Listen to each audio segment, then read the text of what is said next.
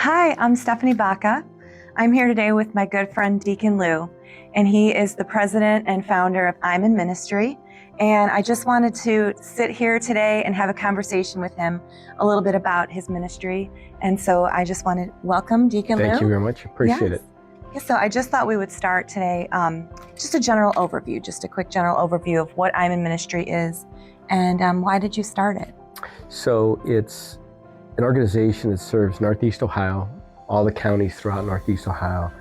Last year we served over 15,000 people, and our primary focus is replenishing furniture or refurbishing furniture. So folks give us furniture and we then take it and deliver to folks that don't have any furniture. So on a day-to-day basis, people are on the floor because they have no bed. By the end of the day, they have a bed.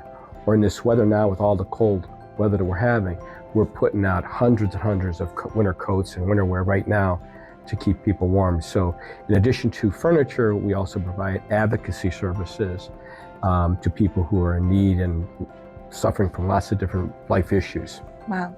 I can't imagine like a Cleveland weather, winter, and the amount of people that you can help at this time especially. But you said 15,000 people? Last year, 15,000 people. Do you project 2026 to be more? It's not going to be less. And, we're able to do this because of, the staff that we have are great. The volunteers are unbelievable. So conservatively, last year we had over 16,000 volunteer hours. They make this possible. Wow. And these folks are purpose-driven. They support us 100% and they are the secret sauce in what we're doing. And we're just so grateful for them. It's an amazing crew. I know many of them. They're awesome people. They're great people. And they have a great leader to kind of follow the footsteps. Well, we're walking side by side. I know you are. Well, I just had a question. I imagine because this is a ministry for you, when you're out in the field and you're experiencing people, do you ever have like a holy moment? There are holy moments every day when the trucks go out and we're going to be delivering furniture to 10, 15, 20 people. So today's a holy moment. It's cold, it's snowing, it's terrible, and there are going to be people that receive furniture today in apartments that there's no furniture. And so these holy moments are from the moment that we receive a phone call for help to the point when the trucks go out, make the delivery, and when we're inside the house is the holy moment. And what I've learned in 2025, it's a reminder why we do what we do. What we do, it's all about the ministry of presence. And the people we serve, we are non-judgmental, respectful. We offer an abundance of kindness and we encourage hope. That's what we do. So in addition to receiving furniture and dressers, tables, chairs, and kitchenware, it's the ministry of presence that I think separates us from everybody else. And that's what we hear from folks that we serve. We hear that from the people that make referrals, all the organizations. There are over 130 referral agencies that we have. We have over 70 distributors. We hear it over and over again about the ministry of presence. And we treat people in a non-judgmental way. And what I've learned is it's exactly what we should be doing, and we just need to do more and more of it. That's been the big takeaway in 2025. I love that. You said non-judgmental, respectful, kind, and encourage hope. So we don't spend a moment on how somebody ended up where they're at. And that's the non-judgmental part. And so to be respectful is to be able to respect who they are, where they're at, be non-judgmental. The kindness is just to be kind. And the other thing I've learned is it's easier to be kind than not to be kind. It's easier to be non-judgmental than judgmental. It's easier to be, respectful than non-respectful. It's easy, it's hard to be nasty and disrespectful.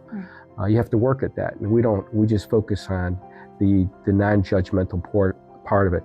And so we have a lot of examples. And so to the holy moment, I'll share something that happened, and it ties directly into the ministry of presence, to be non-judgmental, respectful, kind, and to encourage hope without jumping to conclusions.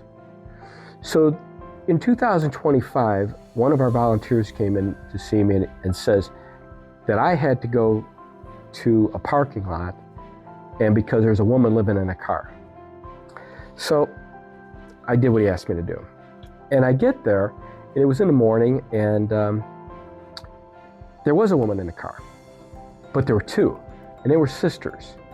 And so, I explained who we are and talked and, kind of made them a little bit comfortable, because I'm a stranger. And so we started talking, and I found out a lot more information. And what happened was we ended up putting them up in a hotel for a month to stabilize their situation. But being non-judgmental, it would have been easy for me to jump to conclusions of why they're living in a car. And thank God I didn't.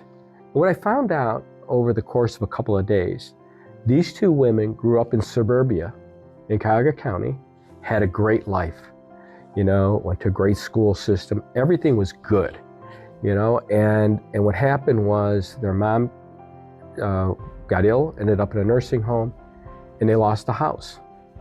And as a result of that, they became homeless. They didn't know what to do. And I think what happens, and what I notice and see, that we're all vulnerable, we're all fragile, and life could be a slippery slope. And when you're sliding down that slippery slope, you feel like you have no control. And these two women, one of them was very articulate. And she said to me, she goes, "Deacon, I can't really explain to you how this happened. We had a great life, things were good. And all of a sudden everything unraveled, and here we are living in a car. And the car had been in an accident, so the car wasn't even operational." And she says, "I just don't know, and I can't say exactly one thing." It wasn't, an addiction problem or anything like that. Just life slipped away on them. Wow. And so that is a great reminder, and I will remember those two the rest of my life. But it reinforces the ministry of presence is what we're about. And I imagine every single situation that you see is a little bit different. They are, and that's a great question, because it's easy to lump people into categories. Someone's homeless, someone suffers from the disease of addiction, but everybody's an individual, and everybody has some form of unique circumstance. And if you spend time with them and you're present to them, you're going to hear about that. You're going to learn about it. So you're not jumping to conclusions. And that's very important to what we do. And the people who work for us, they experience these holy moments every day. The volunteers experience them, just helping and backstaging the work that we're doing. And I think that's it. That is the lesson I've learned, a lesson in life that I really want to share with folks.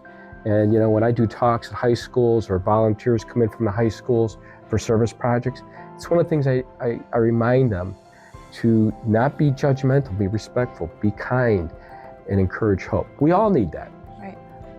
I need to be less judgmental, but I also need to be kind.